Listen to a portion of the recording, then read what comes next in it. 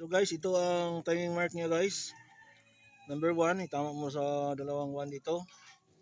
At ito naman ang camshaft. Dito, nakatama sa idler gear. Number 2 to number 2. So ito naman ang induction pump gear. Yung marking niya ay nakatama sa number 3. Dalawang 3 dito, isa dito. Dalawang 2 dito, isa dito. Sa idler, ito yung idler gear nyo. Ito naman ang crankshaft main gear. So sa top dead gear. Yan. Itong ginagawa namin guys ay na-symbol na namin yung inoperasyon namin na 4DR7. Pinintila namin kasi doon namin ikabit sa bangka to. So ito yung transmission. Napintala na. So hindi na to para sa